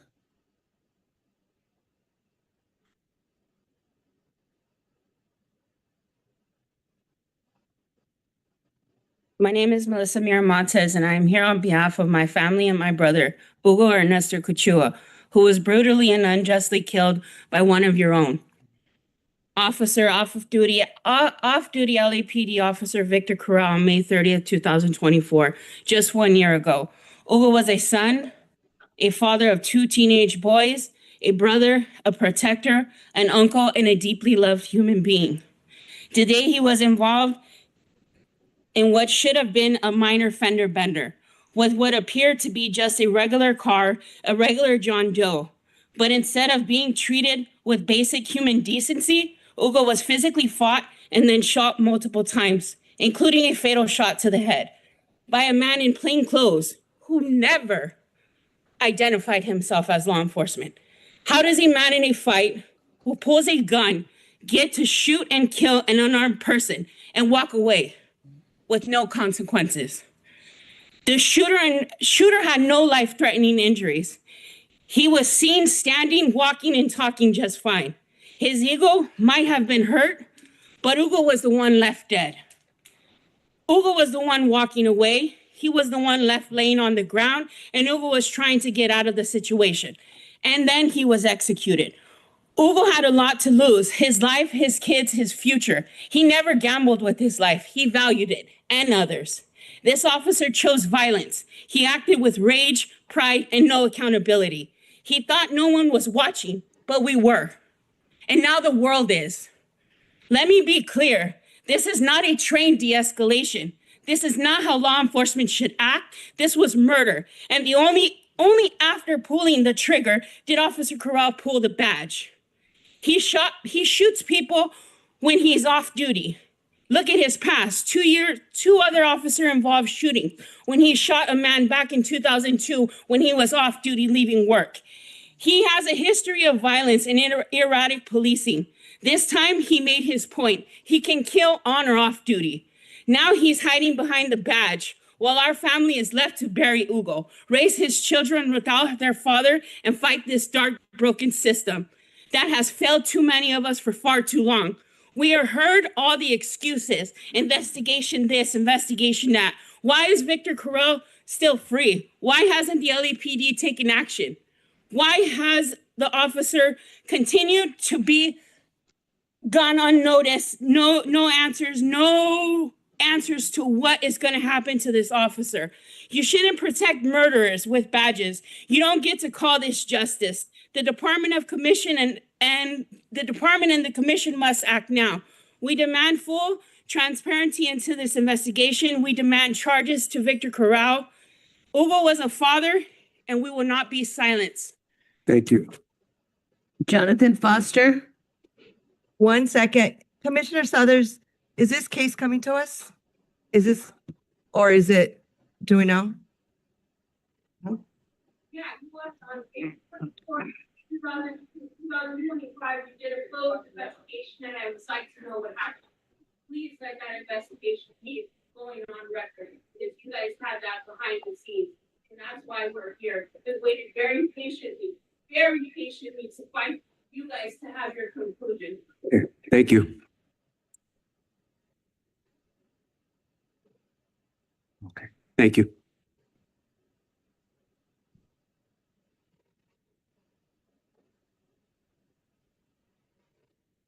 Is this so? And hello, Jonathan Foster. I support the LAPD, but I got to highlight things that need to change. You know, there's the 210.46 duty of officers to report misconduct. So I'm going to glance through 12 topics. One is Jimmy Carter. He died. Wanted to give him a mention. He wrote his important correspondence in pencil. And it was because up until recently, though, pencil was not able to be detected by surveillance or spy technology. On 3C today for cams, where is your commission cams? How come you haven't put that on so you wear commission cams? Today on 4B, the complaints, and of course I've heard, and we've all heard from some extremely brilliant people, bias reports. There were hundreds of them. Only one was sustained over many years. Closed session today, 5A on the chief. You know, in New York City, there was a Steve Hyland. He was falsifying crime stats, so he got demoted to a desk job. Jim, you need to resign. Doing the same thing. How about this one? So the conversation that in the use of force training, most important, the training. Either the training's wrong. Training. So you're talking about the Baldwin Park officer. He was shot and he had no body armor, and the blame is on Eileen Decker. She's guilty of failing the police department. There was also one shot dead in New Mexico. The next topic, there was a female LA Sheriff's Department suicide. And I have mentioned having a sleep log and how much caffeine. You know, caffeine is responsible for more suicides than you realize. Bill Clinton, December of last year, he went to the emergency room for dehydration. And so this leads me to what I came to speak about continually. Yang Yang's parents did not do this with Yang Yang and these other 5 names. So that's not really actually at fault because most people don't think like this. Probably no one connected to people like Grisario Mack, Wilver Blanco, Takar Smith, Linda Sarah Moran, and Yang Yang. Okay, so I've talked about these things. The caffeine, the sugar, the proper sleep, the omega-3s, the raw vegetables, the multivitamins. A few I didn't mention is fermented food, taking a supplement of amino acids. And of course, all these people are just completely dehydrated. Now, one thing I haven't spoken about, though, is the prescription of medications, or were they on meth or crack? Now, I know but what I'm looking at is food sources, stimulated food sources with being dehydrated. And then it gets blamed on the police department for shooting these people. And I think Thank you. that's The next speaker is Audit LA.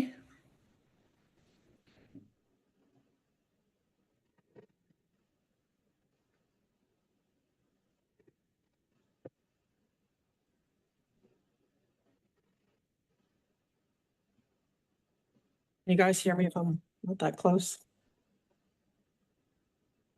Good morning.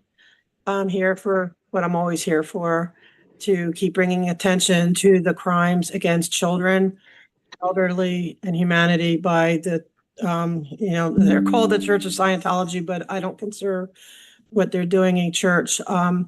We have a peaceful protest. Peaceful is the key word, because that's what I'm about. You have no worries, Commissioner. There's not going to be any violence from our side. We are here, we use our voice, we use our passion, but we do it with integrity and with peace. You've met numerous victims of Scientology. There's many more you've never met or heard from. And it's in their honor and give them a voice. And also for all their ADA violations. So it's a little bit for me too. And all the ADA abuses that they do. Because they consider me a degraded being just because I'm disabled.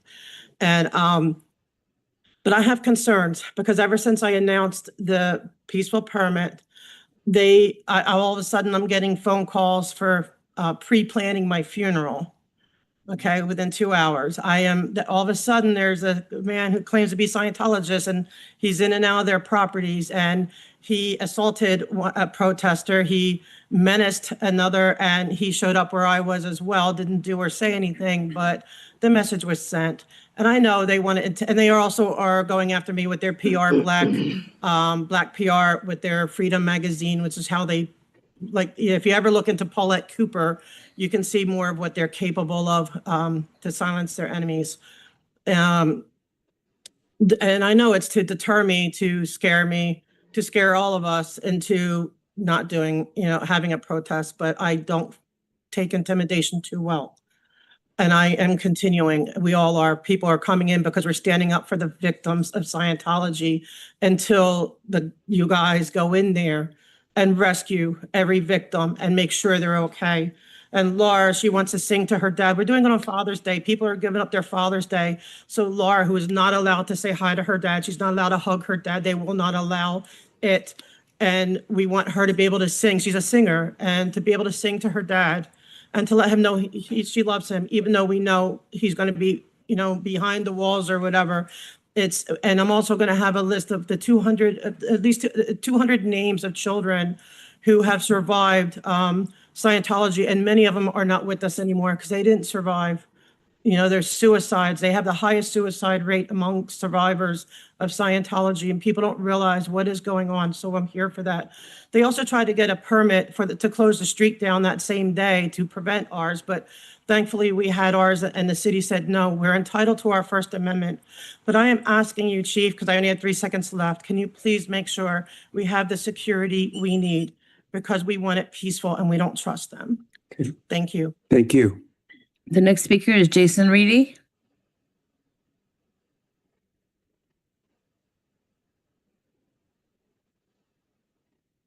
Okay, so in an LA Times article, the headline from April 30th, 2008, it reads, 320 complaints of racial profiling and not one had merit, LAPD says.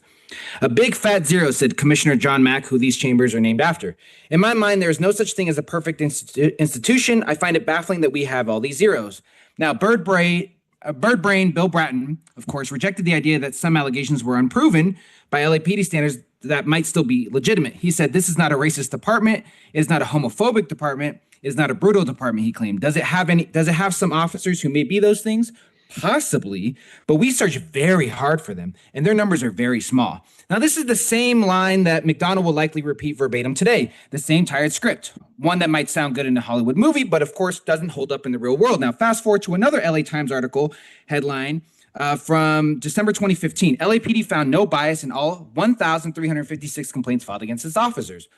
In this 2024 annual summary of complaints report, 1,766 biased police complaints were made and not a single one was sustained. Now, how many years running is that for the city that Brittle Bratton named ground zero for addressing racial bias? Now, I revisited the December 15, 2015 Police Commission meeting, and I want to highlight a point from our dear elder Hamid Khan's public comment that day. He referenced how the lack of sustained bias complaints was part of the landscape of this rotten institution. He was right then, and he's still right today. Now, in the same meeting, Steve Soboroff, the LAPD's go-to favorite racist grandpa, pushed the narrative that the full rollout of body cameras at that time would provide more evidence to help sustain these complaints. And fast forward 10 years, and here we are. Not a single bias complaint has been sustained. And the public still never sees any of that body cam footage, what you call the quote-unquote strongest accountability metric to the public. Now, we know through your body cams and other surveillance tools that you likely have more footage of us than parents do of their children.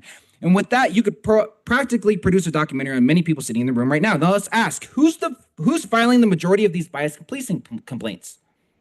Anyone care to guess? It's Black people, right? When you look at every aspect of the LAPD's terror against our communities, who do you think bears the brunt of it? Black people. Now, speaking of complaints closed in 2024, let's not forget that the LAPD determined that when Senior Lead Officer Elizabeth Southern said that I was high on drugs and threatened to call DCFS on my family for saying, "Fuck you pigs," that wasn't considered to be discourteous. She went as far as taking a picture of me and my child, my then 15-month-old child, to file a report with DCFS. Now, this report listed 302 pigs, 3.4%, ended up with sustained complaints in 2024. But what you won't tell the public is that complaints were made against 3,882 of your pigs, the highest it's been in over a 4-year period. That's 33% of your workforce had a complaint filed against them. Of your sworn pigs who filed 272 complaints, only 18 were sustained. So does that mean that these pigs who were lying about their counterparts, does that mean that they... Thank you. Thank you. The next speaker, please. Public comment period has ended. Thank you. Please step away from the podium. You are disrupting the meeting. You are disrupting the meeting. This is your first and only warning. Please step away from the podium. You are disrupting the meeting. Thank you. Hamid Khan. Not here.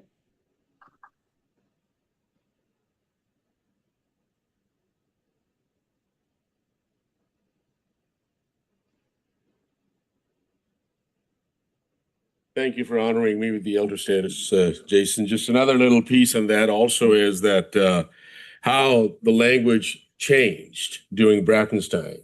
It was always racial profiling. And this was, when Mac was here, this is how they put a spin on that and changed that to biased policing, to keep it more sanitized. And I just want to thank you for your sentiment and just really a lot of condolences to the family, because this is the most murderous police department in the country. This is a rubber stamp body. Do not, just get caught up into this thing that they represent the people, that this is a people's body. It is not a people's body. We are the people's body. And thank you for holding their feet to the fire and stay with it. We are with you every Tuesday, and we are with you all the way because we expose them. We disrupt them. It's not only that. What Jason was talking about, let me give you another example that how they go after our people and how they are so complicit in this pipeline of abductions and kidnappings that are happening by ICE and the federal government of our community members as well. The report that Jason was talking about also includes 47,528 field interview cards in 1 year. 365 days. What are field interview cards that people are stopped, our youngins are stopped, and all their information is taken in? What is that information that is taken in? It's their name, it's their address, it's their email address, it's their social media handles and all of that, and gang affiliations and tattoos. Now they're wearing a body camera as well, right? In the body cameras, they have, as per their own documents, 6 million gigabytes. I have no idea how much information that is of that information. What happens to that information? That is uploaded into CopLink, to record management systems. that is connected to Coplinks, to Linux, to the California Law Enforcement Telecommunication System, to the National Crime Information Center, and on and on and on, which ICE and the federal government and the FBI have direct access to. So it's not only that they're murdering our people, they are separating families, they are kidnapping people, they are abducting people.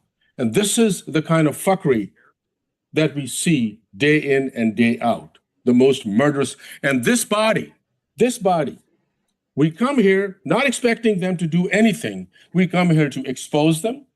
We come here to disrupt them. We come here for us to build our power and build our knowledge and shut down this shit because they are deeply complicit. It's not about invasion of privacy, or it's the intentionality to cause harm.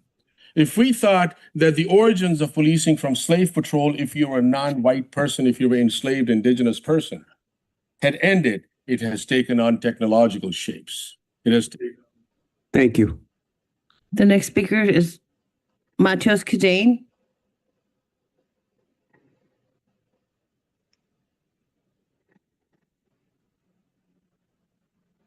So to continue on this point about just the theater of oversight and how insidious it is, this police department is a racist, violent police department. For every empty gesture that y'all put forward presenting care, there are 100 documented instances of violence that takes place every day by your officers. And that's the truth we choose to uplift. And I think I just want to start today's comment off by a direct quote from former LAPD police chief Ed Davis, where he says, I would much rather celebrate Gay Conversion Week, which I will gladly sponsor when the medical practitioners in this country find a way to convert gays to heterosexuals. And that was Ed Davis's response to being invited to the 1975 Pride Parade. And in the following week, he actually used LAPD to raid a gay community event, a fundraising event. And so I want to juxtapose that history against the very big Pride presentation you have when one walks in. And, you know, just to emphasize how insidious this performance is, how well orchestrated it is. Today, you're talking about an instance of violence against a trans community member. Trans community members are attacked every day in the city. They're a very vulnerable community. They call the police all the time. Police respond to these instances all the time. Why is McDonald bringing it up today? And even highlighting the hypocrisy in talking about feigning care for a trans community member when the LAPD didn't bat an eye when their officers killed Linda Becerra Moran, a trans woman who called the police, who was being trafficked, who asked for help. Officers showed up and they killed her. That's how this department treats trans identities, queer identities of all sorts. And, you know, in case there is this inclination to think about this as something that happened 50 years ago, a few months ago in March, recordings leaked where LAPD officers were being explicitly homophobic. That's this department by and large. But there are moments of honesty. And we saw that today from Commissioner Shields, your questions around social media surveillance. And I think there were some really interesting points that were brought up around monitoring social media feeds, suppressing social media content that might be criminal in some sense, and, you know, partnering with social media companies. And McDonald, you stepped in to say, oh, we can't share investigatory information. That's really just an effort to keep this department a secret police department. We have public records requests that we've been putting in trying to get information about this, and they've been hiding it time and time again. But if you go online, the Daily Mail in 2021 actually released a very gross video out of 77th Division. This is 77th Division, LAPD's video, highlighting how they work with Meta, Facebook, to freeze accounts. And it's a very racist video. I encourage you to check it out. But all these tactics you're talking about in relation to something that's accepted as criminal in this setting, you talk about it freely. But when we understand that being Black and brown and protesting is criminal, we know that you use these tactics on us for everything else. The next speaker is Quinn.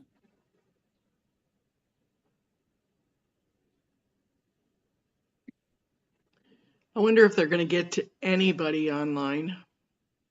So Jason and Hamid talked about this a little bit, but you have a whole summary here on your agenda, a summary of complaints which your department has received.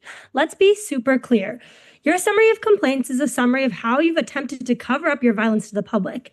You have a complaint process so that it can appear like you do something to address when your piglets enact heinous violences against people.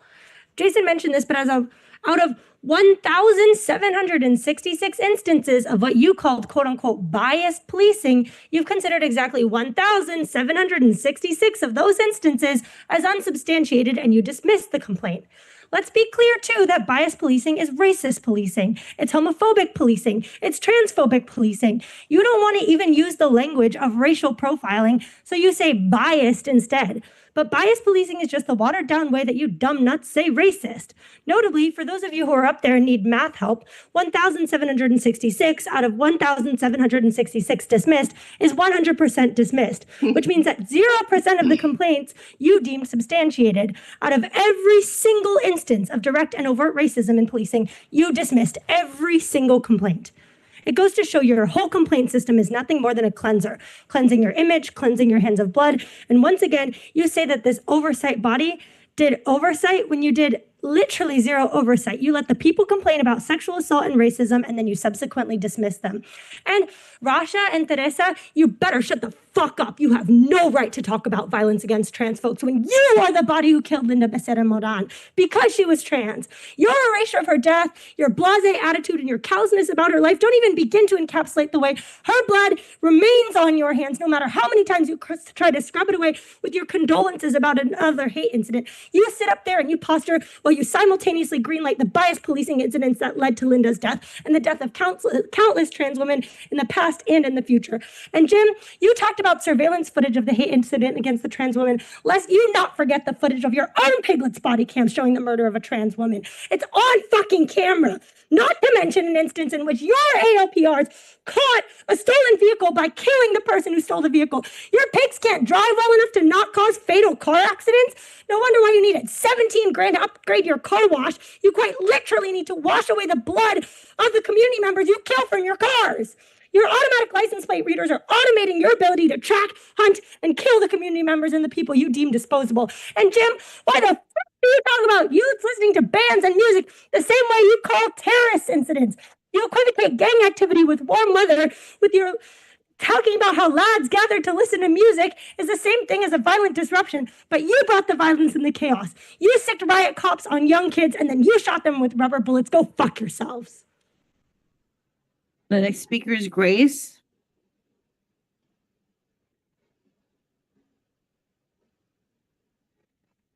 Already mentioned, but this board is not a site of oversight. It is a stage for the performance of accountability while the machinery of violence marches on unimpeded. Item 3C asks for more time for the LAPD to continue building out a data and architecture that criminalizes and categorizes our people under the guise of, quote, digital evidence management. This isn't about data management, it's about surveillance. The body-worn camera program was never about protecting communities. It was about managing public perception while building a surveillance apparatus that feeds footage into Axon-run databases, data controlled by the police for the police, including federal agencies. LAPD boasts of hoarding over 6 million gigabytes of surveillance data, yet their own complaint report shows that less than 4% of complaints are ever sustained. This isn't a contradiction, actually. It's the function of policing, to accumulate mass data for control and prosecution, because policing exists to uphold racial domination, not to correct itself. And may have been postponed, but the Healthy Room Project, this $20K donation to the Community Safety Partnership Bureau to fund room makeovers for youth handpicked by the police. It's not generosity, it's propaganda. It is an engineered photo op, not a solution. Police are not social workers, they're not therapists, and they're not caregivers, they're violence workers. The same CSP police that patrols Black and brown neighborhoods with guns and surveillance is now being marketed as a benevolent force giving away IKEA furniture. Meanwhile, over 94% of CSP's budget goes to the police salaries and benefits, 94%. This is not investment in community, this is extraction disguised as care. What does it mean to give a child a new bed while your institution evicts their family, arrests their parents, or harasses them on their way home from school? And the annual complaint report, like everyone mentioned, another ritualized performance of due process where every year thousands of complaints are buried, nullified, or dismissed. LAPD claims to take oversight seriously, but in the same breath reports not a single bias policing complaint was sustained out of 1,766 filed. Not one. That's not a failure of evidence. It's a system functioning exactly as it was designed. To shield police and silence communities. These reports are not mechanisms of truth. They are tools of counterinsurgency meant to absorb public outrage and launder legitimacy. Policing in Los Angeles is clearly not a broken system. It is a meticulously engineered regime of control. calibrated to criminalize survival and disappear and murder our people.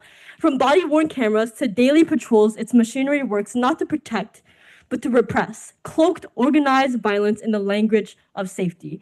And what is especially shameful is that in your own fucking timeline, it starts off the queer LAPD timeline with a history of police violence against queer communities. And again, it stops in 2021. Do you guys know what tokenization is? Do you know what that is? Because fuck all your gay cops, fuck all your trans cops, fuck all your non-binary cops. The moment they put on the badge, they turned their back on the queer community. And Rasha, shame on you for saying LAPD protects trans communities when they murdered Linda Becerra in February. Shame. The next speaker, Megan. Come on. Have some equality here. I just wanted to say I'm really sorry for your brother. I'm also sorry that you will never get anything from them. I've really lost track of how many families have come here pleading for justice and they don't do shit. The whole purpose of policing is to control us with force and fear. So for them, your brother's murder is the cost of doing business. We, the Stop LAPD Spying Coalition, organizes to end them all together, to end policing because it's inherently racist and violent. And I invite you to join us because there's no justice here. I want to thank the people that put together the Stop LAPD Spying Coalition's bullet points every week. It's really how we know what LAPD is up to. I want to talk specifically about the donation today to the Healthy Room Project because it highlights the connection between billionaires and police. So the Healthy Room Project, it's run by Janet Crown. She's a billionaire. Her family's worth $12 billion.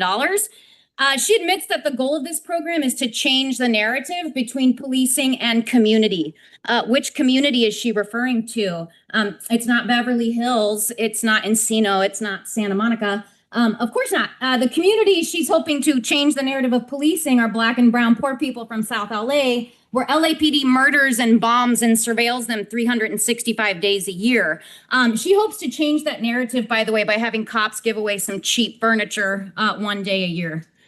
So policing in this country began when wealthy white people who forcibly enslaved Africans hired poor white people to form a gang and return those enslaved people to them when they ran for freedom. And when they were no longer legally allowed to own people directly, those slave-catching gangs started surveying and criminalizing Black people so they could be put in jail and thus legally enslaved again for their labor.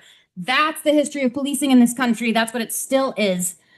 This lady, Janet Crown, her wealth was built and is maintained on the exploitation of poor people who she now seeks to pacify with cheap furniture. She donates to police because you protect her interests, you protect her property, you put down protests which seek to change conditions for poor people, including union busting, and you selectively enforce the law so you can re-enslave Black people via prison labor and generate more wealth for her. You all run cover for that. You sanitize it and professionalize it and fund it. This is gang activity. I don't want to hear you fucking talk about gang activity because this is gang activity. Fuck you guys. Sorry for your brother. Please join us. The next speaker, Henry.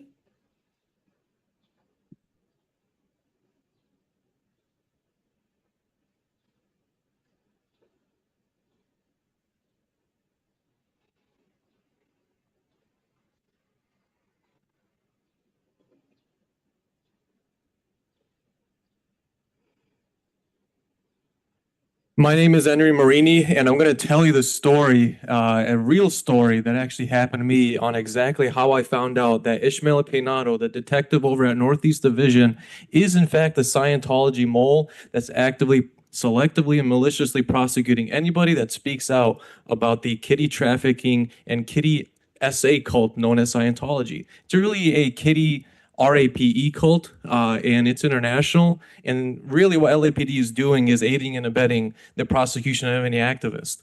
So I'm going to take a step back. June 16th, 2024, I had about half a dozen people over at the Catalina Street intersecting Fountain Avenue and West Sunset Boulevard.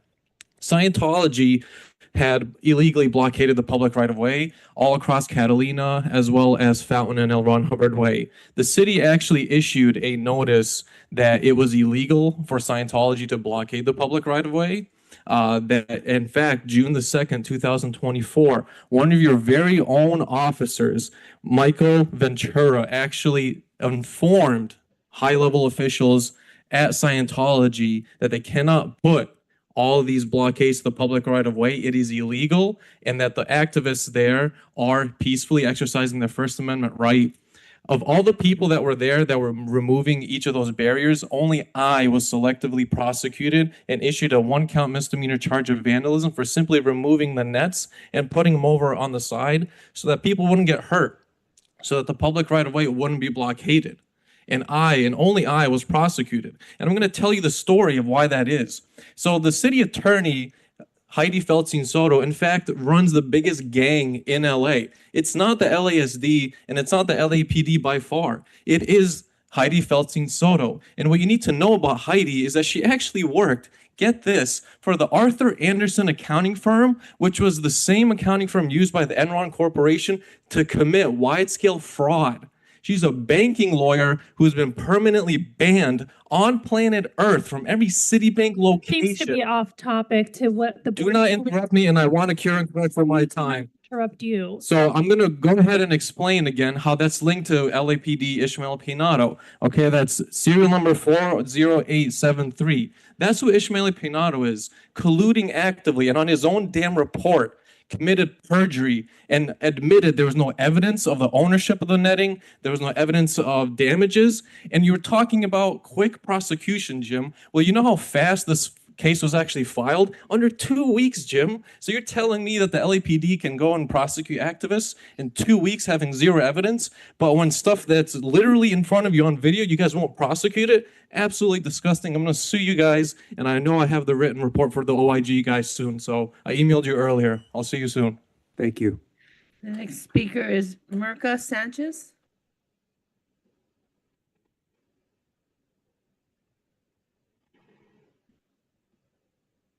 Morning, my name is Mirka Sanchez. I am the sister of Mario Sanchez Torres. He was killed by the LAPD Southeast Division on March 14, 2025. He was unarmed. He was murdered. He was pulled over, and my brother was a family man. He was a son, a father. I love him so much, and I miss him, and our life has changed so much. I don't understand why did they did that to him. They shot him about 40 times, those 4 officers. So we just want accountability from the officers who did that to him, and I want the commissioners to hold him accountable for what they did, and we want answers, and we're not going to stop fighting for justice for my brother. He is missed, and our lives have changed so much. So please, if you guys could help us, we appreciate your help. Thank you. Thank you. And that is the last in-person card, Mr. President. And I'm having issues with the Zoom, so we do not take any Zoom today. Oh, you're Thank you. fucking kidding me. We'll now move on to agenda item number 3, which is the consent agenda items. We have items 3A through H today, What a and I will take any comments, questions to pull items from my fellow.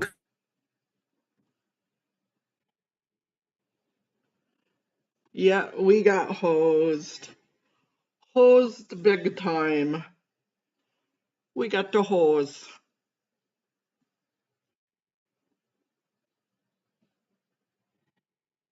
Yeah, I kind of had a feeling too, Amy.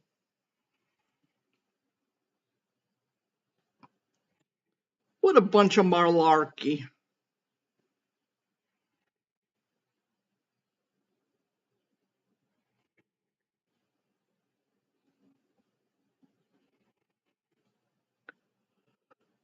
I'll talk to you later, Haggis, Haggis. I know, this is the second meeting in a row they've had quote unquote technical difficulties. Okay, I call BS too. Alrighty, okay, jump over to Audit or Henry, and I shall talk to you guys later or mañana. Goodbye.